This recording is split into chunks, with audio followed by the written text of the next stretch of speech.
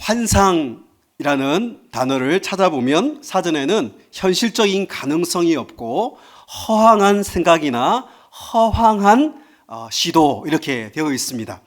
여러분, 어려운 시대 때 사람들은 여러 가지를 찾고 있습니다. 특별히 1차 산업혁명이 일어났을 때 많은 사람들이 사회적인 어려움이 있고 직업을 잃고 그 사회 흐름에 따라가지 못할 때 사람들은 현실에서 절망하고, 그럴 때 17세기, 18세기에 환상문학이 굉장히 꽃을 피게 됩니다.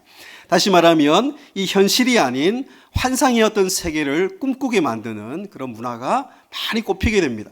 19세기에 또한 18세기 중반에 또 19세기 중반에 2차 산업혁명이 많이 일어났을 때 그 산업혁명으로 말미암아 많은 사람들이 절망하게 되죠. 그때도 사람들이 현실 안에서는 도저히 어떤 답을 찾을 수가 없게 되는 거죠.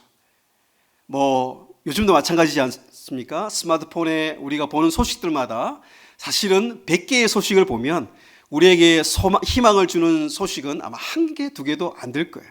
그러니까 사람들이 지금 좀 잠잠했지만 제가 지금 귀국한 지 한 일주일 됐는데 오기가 두렵더라고요. 이 한국에 사람들이 동선까지 다 파악을 하더라고요. 어떤 사람이 어디에 다녀갔고, 예전에는 그렇게 모르고도 은혜로 잘 살았거든요.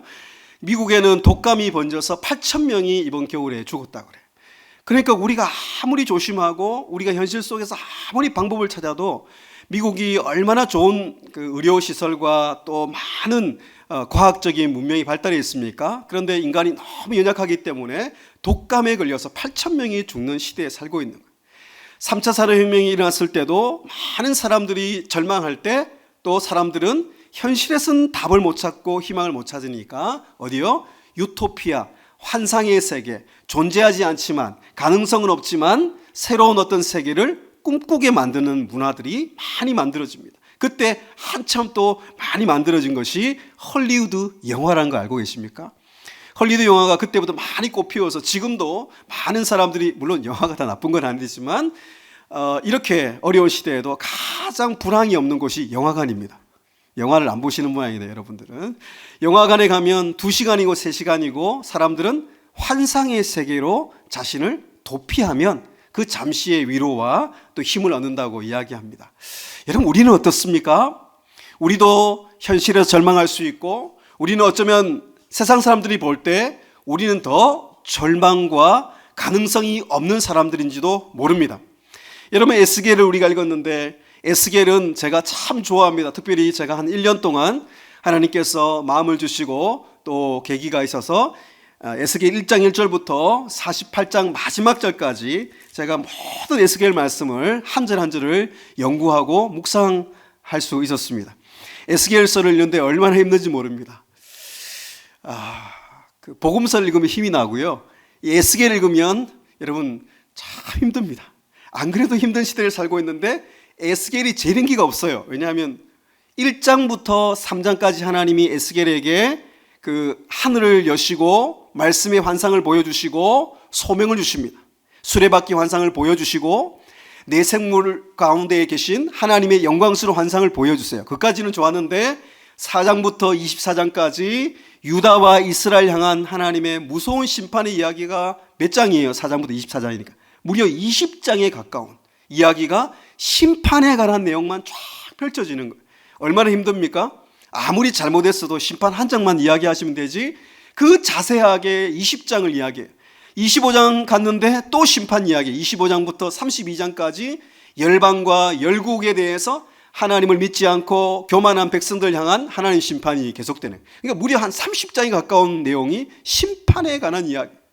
33장에 가서야 하나님께서 36장까지 하나님께서 도저히 방법이 없으니까 새로운 언약을 맺고 너희에게 맑은 물을 뿌려서 환경을 바꾸고 나라를 바꾸고 많은 것을 바꾸는 것이 하나님의 역사가 아니라 너의 마음을 바꾸겠다, 새 마음을 주고 새 영을 주어서 하나님께서 새로운 시대를 열겠다고 말씀하시는 거예요.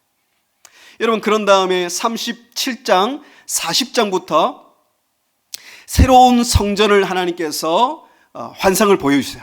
새로운 말씀의 환상, 성전을 자세하게 어떻게 지어야 될지를 말씀하고 있습니다. 여러분, 성전에 대해서 자세한 치수까지 말씀하시는 건 무슨 의미입니까? 하나님이 반드시 건물 성전이 아니라 하나님께서 새로운 시대에 아까 말씀드렸던 우리 마음이 새로운 성령의 전이 되고 우리 교회 공동체가 새로운 하나님의 영광이 임하는 새로운 성전 공동체가 될 것을 말씀하고 있습니다. 그런 소망의 어떤 이야기가 쫙 우리에게 펼쳐오고 있는데요. 여러분, 아까 말씀드렸던 그 절망의 이야기에 요즘 표현은 끝판왕이라 그래요. 요즘 아이들이 끝판왕이라 그러는데 가장 절망적인 얘기는 어디인 줄 아세요? 에스겔 8장에 있습니다. 8장에 보면 에스겔에게 하나님 환상을 보여주시는데 성전에 이렇게 하나님이 에스겔을 보여주세요. 성전을 이렇게 투어하듯이. 그런데 성전 벽에 어떤 동물의 그림 같은 그림을 그려놓고 우상 숭배하는 장면을 보여주십니다. 아마도 학자들은 애굽이나 또 바벨론의 여러 우상들이 동물의 형상을 하고 있거든요. 여러분 기억나시죠? 애굽에 열재앙이 올 때 그 열재앙은 개구리 신이라든지 나일강 신이라든지 어떤 그런 신을 하나님께서 격파하신 거거든요. 벽에다가 동물을 그려놓고 사람들이 숭배하는 걸 보여줍니다. 너무 충격적인 거예요. 세상이 아니라 하나님을 예배하는 성전에 동물 형상의 벽화를 그려놓고 숭배하는 걸 보여주는 거예요. 에스겔이 아마 엉엉 울면서 얘기했을 것 같아요. 여러분, 그보다 더 심각한 것은 여인들이 담무스라는 우상을 숭배하는 거예요. 굉장히 더럽고 아주 제약이 아주 뭐라 그럴까요?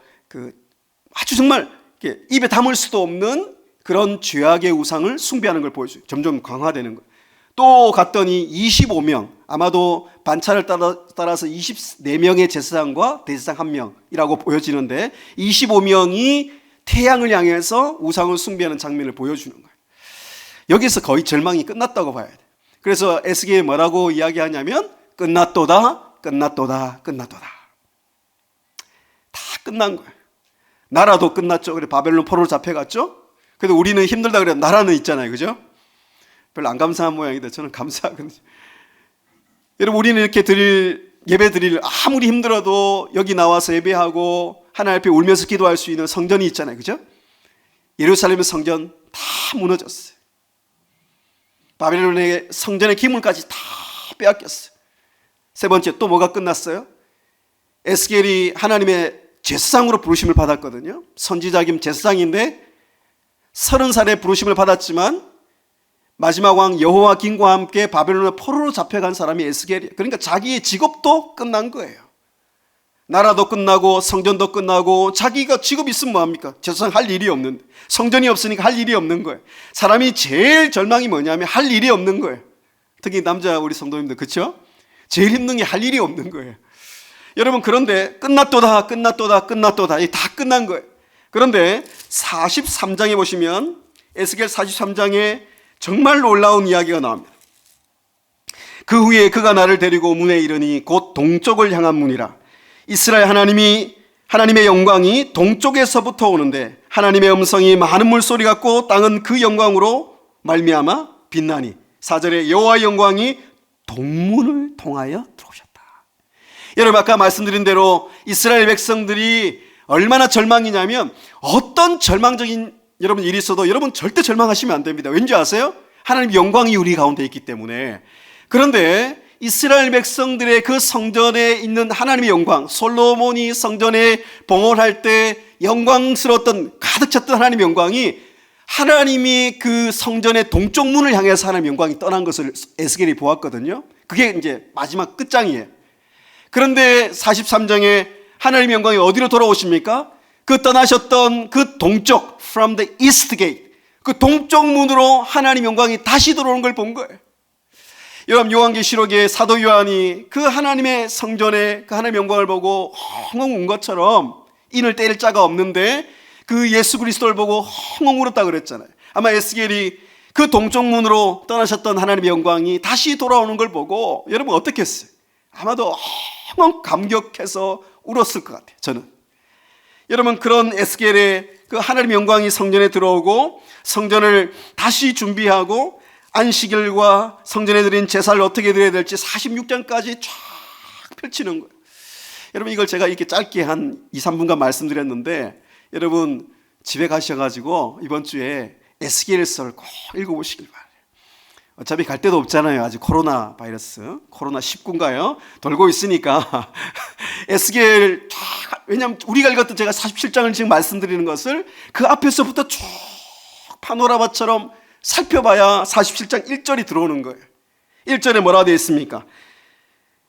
1절이 이제 제가 오늘 말씀의 제목처럼 최고의 환상이에요.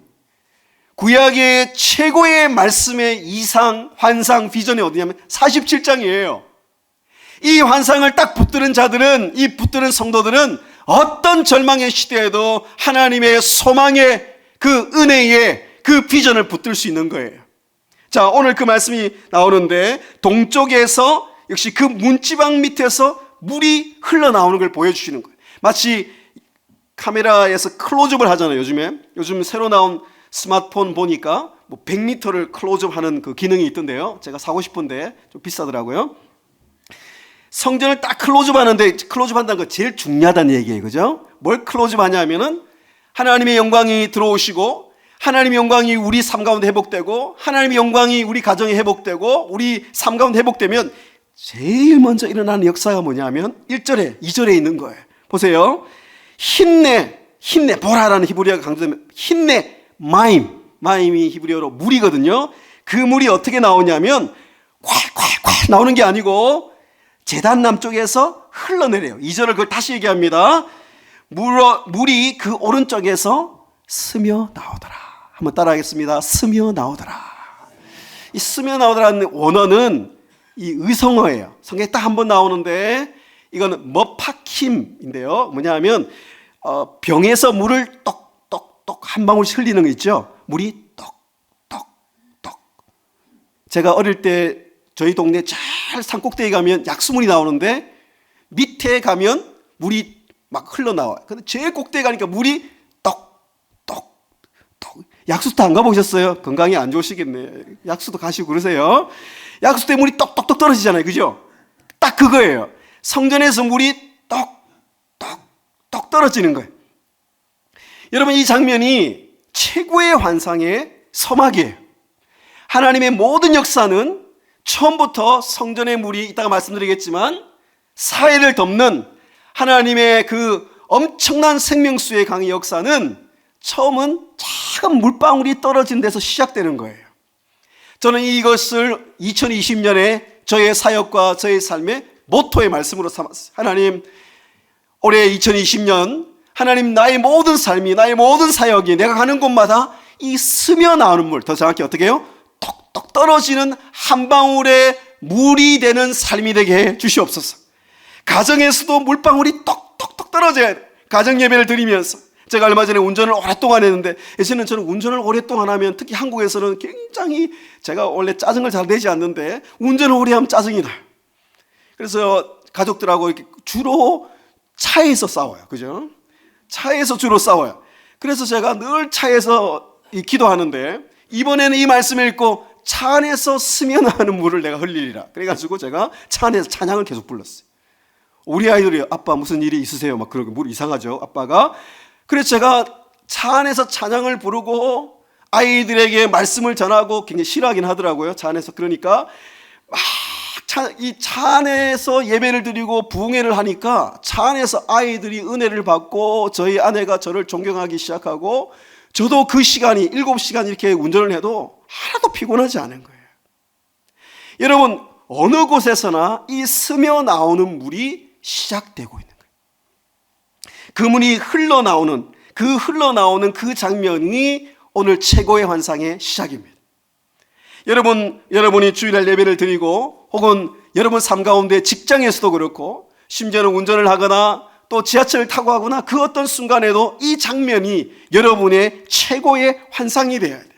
아까 말씀드렸던 세상 사람들이 말하는 환상은 현실성이 없고 가능성이 없고 어떤 허황한 생각이라고 말하지만, 하나님의 말씀의 환상은, 이 환상이라는 히브리어는 마르아흐라를 쓰기도 하고요, 또 하나는 하존이라 그래요. 이 두 가지 단어가 에스겔의 성경에서 가장 많이 쓰이는데, 다니엘과 함께 마르아흐 혹은 하존이라는 이 환상이란 혹은 이상이란 뜻은 하나님께서 우리 현실 가운데 말씀을 주심으로 그 말씀이 반드시 하나님의 때에 미래에 이루어질 것을 환상이라 그러는 거예요.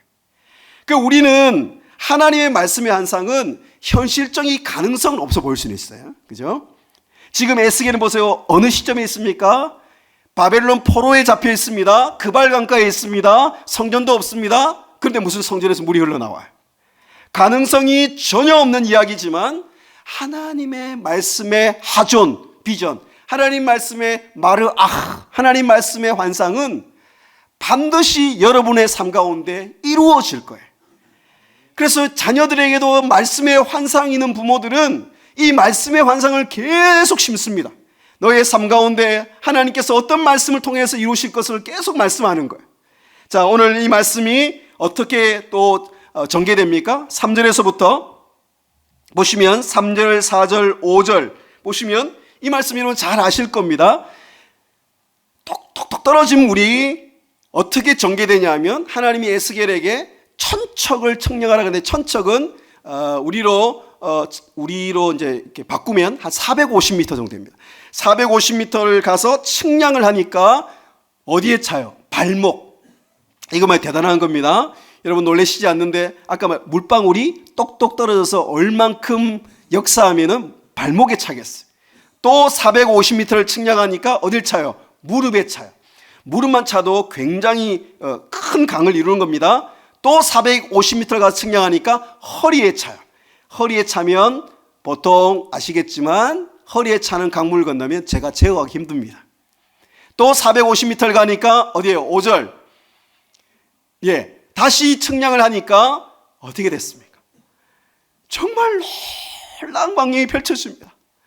저는 이걸 요즘 계속 꿈꿔요. 눈만 감으면 강이 펼쳐지는데 그냥 강이 아니라 오늘 반복되는 두 단어가 반복됩니다. 건너지 못할 강이 됐어요. 내가 건너지 못할 강, 수동태, 건너지 못할 강이 된 거예요. 내가 아무리 헤엄을 치고 내가 어떤 노력을 해도 건너지 못할 엄청난 강이 되는 것을 하나님 보여주시는 거예요. 우리 삶 가운데서도 하나님께서 처음에 시작은 물이 톡톡톡 떨어져서 시작되지만 하나님의 역사는 거기서 멈추지 않고 발목에 차고 무릎에 차고 허리에 차고 우리가 헤엄칠 수 없을 정도의 강을 이루는 역사를 하나님 여러분 삶 가운데 펼쳐가기를 원하시는 거예요.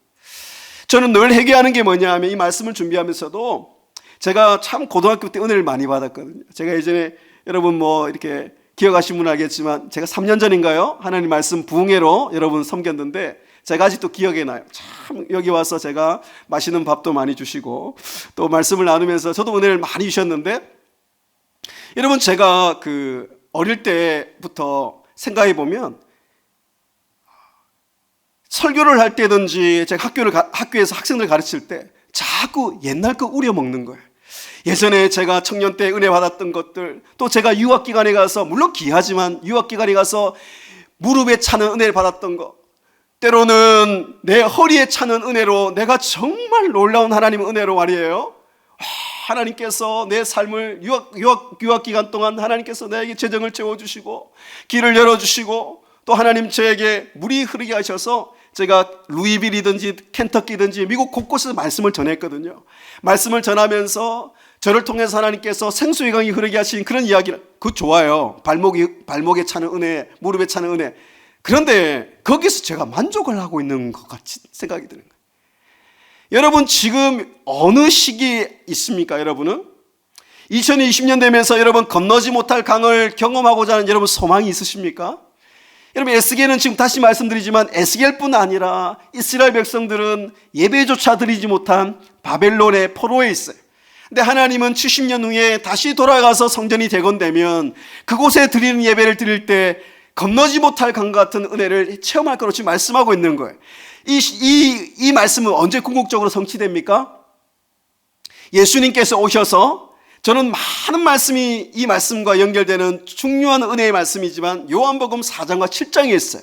예수님께서 정말 사람을 통해서 종교를 통해 만족하지 못하는 여인에게 내가 주는 물을 마시며 만족한다 그랬죠. 여러분 그 만족은 7장에 가면 혹시 띄워주실래요? 예수님께서 그 초막절에 이렇게 말씀을 한번 읽어보겠습니다. 시작.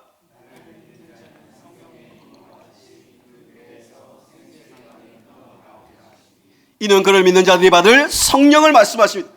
한번 보세요. 그 배는 우리 가운데 영혼, 우리의 어떤 존재라 말씀할 수 있죠. 거기서 보세요. 하나님의 은혜에 의해 아까 스며 나오는 물에서 발전되었던 the river of life, 생수의 강이 흘러 넘치는 거예요. 영어로 overflowing이에요. 그래서 저는 내가 은혜 받고 내가 요즘 힘드니까 은혜 받는 하나님 이걸로 내가 만족하는 그런 삶을 여러분 목표로 삼으시면 안 돼요. 그게 말씀의 한상이 최고의 한상이 아니에요. 여러분 꼭 기도할 게 뭐냐면 하나님 내 은혜가, 내게 주신 은혜가 생수의 강처럼 흘러 넘쳐서 우리 자녀들에게도 그 은혜가 흘러가고, 여러분 저는 요즘 보면서 은혜가 없으니까 사람들이 무서워요. 안 무섭던가요? 저 사람들이 무서워요. 사람들이 너무 무섭습니다. 여러분 정말 그 사람에게 생수가 흘러가야 되거든요. 근데 그게 안타까운 마음이 사라지기 시작한 거예요, 우리에게. 여러분 지금 나온 찬양들이, CCM들이 참 좋은데 보면 주로 어떤 찬양들, 제가 아쉬운 게 뭐냐면 내가 힘들고 지치고 절망하고 숨쉴 조차 힘도 없고 이런 고백을 하면서 하나님 은혜를 주시는 그런 찬양들이 많은 것 같아요. 제가 좋은 찬양인 것 같아요. 그런데 자꾸 그쪽으로 가니까 발목이나 무릎에서 차는 은혜로 우리가 만족하고 있는 거예요. 여러분 제가 이번에도 하나님께서 주신 은혜를 통해 가지고 하나님 제게 이 말씀을 통해서 하나님의 부흥을 꿈꾸게 하시는 거예요. 여러분 늘 부흥의 역사는 우리가 대단한 부흥이 아니더라도 하나님의 주권적인 부흥이에요. 하나님이 늘 부흥은 하나님의 때를 정하고 하나님의 방법을 정하세요. 장소도 정하십니다. 그러니까 우리가 뭐 부흥을 어떻게 움직일 수는 없어요. 그런데 아까 말씀드렸던 진짜 절망적인 시대에 17세기, 18세기 산업혁명이 막 와서 사회를 완전히 초토화시키기 전에 하나님 부흥을 주셨거든요. 그게 1차 대부흥입니다. 또 2차 산업혁명이 와서 산업을 완전히 초토화시키기 바로 직전에 2차 대각성 미국의 부흥운동이 있었거든요. 여러분 영국도 마찬가지입니다. 영국의 산업혁명으로 초토화되고 아이들이 방치되고 요즘하고 비슷해요. 그죠? 교회가 자꾸 문을 닫고 여러분 교회가 침체되고 방법이 사실 별로 우리가 아무리 통계를 내고 전략을 내고 제가 지금 그런 일을 하고 있지 않습니까? 교단에서 저는 또 학자니까 그런 일을 자꾸 제가 하고 논문을 쓰고 책을 내고 있는데 죄송하지만 별로 방법이 안 보여요. 인간적으로. 부정적인 이야기 그런 얘기 하면 제가 몇 시간 얘기할 수 있습니다. 10년 후에 어떻게 되고 5년 후에는 어떻게 되고 한국교회 통계는 최근에 이렇게 어떻게 됐고 이런 이야기는 많이 하는데 우리 가운데 정말 하나님의 말씀의 비전과 환상은 우리에게 잘 안 보이는 거예요. 그래서 저는 에스겔을 하나님이 저에게 주셨다고 저는 믿습니다. 여러분 보세요. 그런 시대에 하나님께서 늘 시작한 예를 들어보겠습니다. 미국의 역사의 그 놀라운 붕이 어떻게 일어난 줄 아세요? 여러분 20명, 15명의 젊은이들이 뉴욕 맨하탄에서 모여서 함께 예배하고 함께 기도할 때 아까 말씀한 생수의 강이 흘러나오기 시작한 거예요. 물이 똑똑똑 떨어지면서 거기서 부흥이 일어나가지고 그 부흥이 미국 전역을 생수의 강이 흘러가게 하고 여러분 전 세계에 퍼져나가는 거예요. 영국의 웨일즈에도 놀라운 부흥이 1903년, 4년에 일어나는데 그 부흥도 처음부터 엄청난 생수의 강이 어디서 흘러나온 게 아니고 여러분 한 소수의 사람들이 6개월간 들어보세요. 6개월간 매일 밤 모여서 하나님 우리에게 부흥을 주세요. 하나님 우리에게 생수의 강이 다시 흘러넘치게 해주세요. 하나님 우리 다음 세대에 아무런 희망이 없습니다. 생수의 강이 흘러넘쳐서 다음 세대의 생태계가 다시 살아나게 해주시오. 이거 6개월간 기도하는 거예요. 6개월간. 그랬을 때 놀라운 하나님의 역사가 어느 날 밤 영광이 생수의 강이 부어지기 시작한 거예요. 그때 한 명의 자매가 시키지도 않은데 앞에 나와서 딱 한마디 고백합니다. 내가 온 마음을 다해 주님을 사랑합니다. 그 고백이 끝나자마자 하나님께서 놀라운 부흥의 역사를 이루시는데 그 웨일즈에서 시작된 부흥이 전 세계로 퍼져나가는데 한국까지 왔다는 거 아십니까? 우리 평양 대부흥의 영향이 미국에서도 왔지만 그 놀라운 그 생수의 강이 어디까지요? 한국까지 생수의 강이 흘러넘쳐서 오는 거예요. 그걸 꿈꾸는 사람과 인생이랑 아유, 하나님 저 힘드니까 오늘 하루 살 수 있는 힘 주세요. 그런 스케일로 사는 사람하고 완전히 삶이 다르겠죠. 여러분, 오늘 말씀을 다시 보십시오. 하나님이 그 건너지 못할 강의 환상으로 끝나지 않습니다. 그죠? 여러분 잘 보십시오. 흘러나오는 똑똑 떨어지는 물에서 환상이 끝나지 않고 생수의 강으로 펼쳐집니다.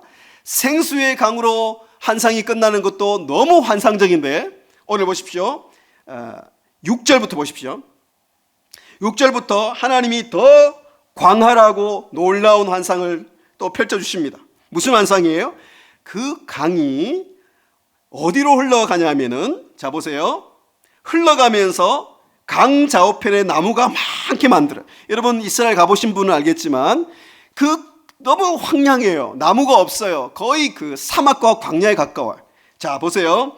그 물이 8절에 동쪽을 향하 흘러서 아라바로 흘러가서, 여기 보세요. 표시해 보세요. 바다에 이르러요. 이 바다는 정확하게 말씀드리면 사해를 말합니다. The Dead Sea. 예, 그 사해에 흘러들어가는데 오늘 반복되는 말씀이 있습니다. 8절에 그 물이 되살아나리라. 9절에 그 물이 흘러가는 곳마다 바닷물이 어떻게 되세요? 되살아나리라. 모든 것이 살 것이다. 자, 한번 따라하겠습니다. 되살아나리라. 되살아나리라. 되살아나리라. 끝났도다. 끝났도다. 끝났도다. 그 말씀의 역전이에요. 여러분들이 세상에 줄 수 있는 가장 강력한 메시지는 뭐냐면, 사람들이 자꾸 끝났대요. 뭐 너무 힘들어서 죽고 싶다는 거예요. 아, 힘들어 죽겠다. 그런 말이 있잖아요. 끝났다는 말이에요. 그런데 여러분이 그들에게 할 수 있는 말이냐면 되살아날 거라는 거예요.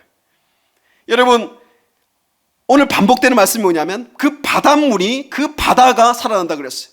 무슨 바다라고요? 사해. 그러고 보니까 제가 사랑하는 우리 동역자 친구인 박유한 목사님하고 성주순례 같이 간 것 같아요. 그죠?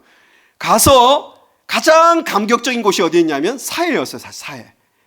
예루살렘도 감격적이었지만, 왜냐하면 그 황량한 그 곳을 다니다가 갑자기 바다가 쫙 펼쳐져요. 너무 맑은 그 바다, 그 푸른 바다가 나오는데 너무 기뻐가지고, 그때 박유한 목사님 어디로 간지 잘 모르겠지만 수영을 못 하시나요? 어디로 하여튼 사라지셨고, 동기들이 저를 들어다가 그 사해에 던졌어요. 제가 그 부산에 예전에 살 때, 그 부산에서 수영을 하다 어릴 때 바다에 빠져서 한번 크게 당한 적이 있습니다. 정말. 그걸 예전에 얘기한 적이 있었기 때문에 우리 친구들이 저를 보호해 줄 줄 알았는데 저를 바다에 빠뜨렸어요. 나쁜 사람들이죠. 그죠? 제가 요나도 아닌데 왜 바다에 던집니까? 던졌는데 친구들이 말은 그래요. 사해가 바다에 가만히 힘 빼고 있으면 바다에 정말 둥둥 뜰 정도예요. 왜 그런지 아시죠? 소금물이 25%가 남아요. 보통 바다는 얼마죠? 모르세요? 3% 정도라 그죠? 그 정도만 해도 바닷물 정말 이렇게 조금만 이 눈이나 입에 대면 엄청 짜잖아요. 그죠? 25%가 넘으니까 너무 맑은 바다인데 생물이 아무것도 없는 거예요. 그게 너무 충격적이고, 아무것도 없는 거예요. 그 맑은 바다에 생각해보세요. 아무 고기도 없고 아무 생물이 없어요. 살 수가 없어요. 그런데 이제 뜨긴 떠요.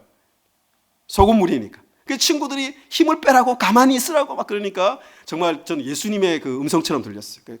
힘을 빼니까 정말 바다에 둥둥 떠 있었어요.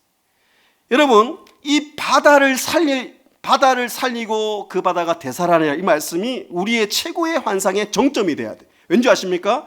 여러분을 통해서, 우리 강북 우리교를 통해서 흘러나간 물이요, 보세요. 그 죽은 사해까지도 살린다는 말씀을 하고 싶은 거예요. 절대 살아날 수 없는 바다, 생물이 살 수 없는 바다까지도 하나님의 생수의 강이 흘러가기만 하면 되살아날 것을, 그 비전을 꿈꾸라는 거예요. 오늘 보시면 또 반복되는 말이 있습니다. 심이 많더라. 10절에 심이 많더라. 이게 반복되고요. 또 4번씩이나 반복되는 말씀이 있습니다. 모든 생물이 살아나고 모든 것이 9절에 살 것이며, 이 모든이란 말이 4번이나 반복됩니다. 콜, 모든. 무슨 말씀입니까? 우리 주위에 보면, 저 사람은 안 될 것 같아. 저 사람은 전도 안 받을 것 같아. 저 사람은 교회 안 나올 것 같아. 혹은 우리 자녀 중에 죄송합니다, 쟤는 안 될 것 같아,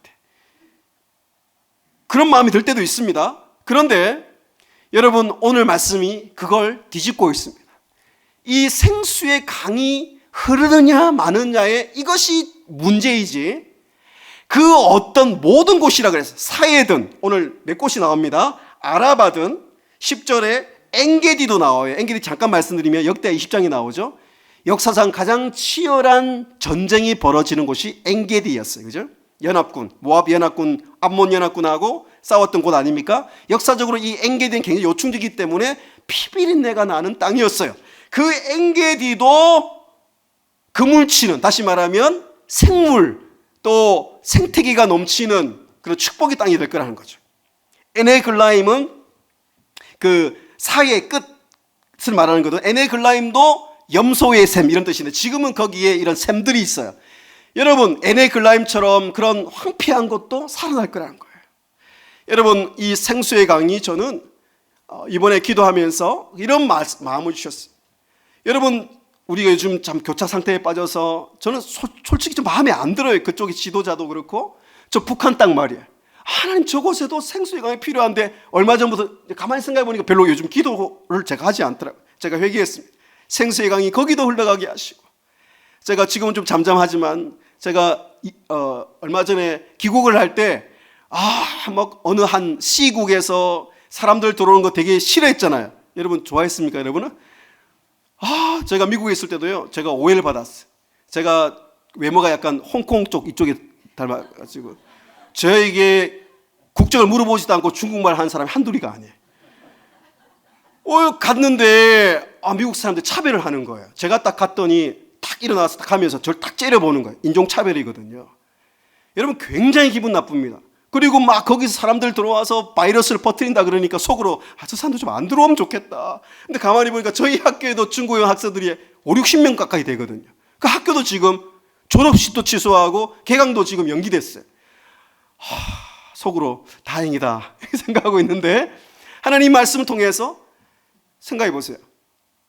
여러분의 자녀가 만약에 우한에 있다면 여러분은 그런 생각 하시겠습니까? 여러분, 사람들이 거기 있고 싶어서 있겠습니까? 여러분, 그곳에서 수백 명이 죽어나가고 수천 명이, 어제 보니까 급증을 해서 수만 명이 지금 그곳에서 완전히, 그러니까 정말 죄송합니다, 지옥 같은 땅이에요. 여러분, 그곳에 정말 하나님의 생수의 강이 흘러가도록 여러분 기도 혹시 하셨습니까? 저는 너무 부끄럽고 죄송한 거예요. 크리스찬한 난 크리스찬이 차이가 별로 없는 거예요. 여러분, 제가 비록 그곳에 가서 복음을 비록 전하지는 못하지만 우리의 마음을 오늘 보시면 사회가 오늘 그런 우한 이런 적이 사회 아닙니까? 사회. 거기뿐 아닙니다. 전 세계를 다녀보면 아프리카든 어떤 땅이든 이 생수의 강이 없어서 이 마음이 황폐화되고 마치 엔게디처럼 전쟁터가 되고, 여러분 보십시오. 다시 말씀드리지만 현실이 절망적인 게 문제가 아니에요. 먹을 양식이 없고 교육을 못 받고 가정이 파탄되고 그런 것도 너무 어렵습니다.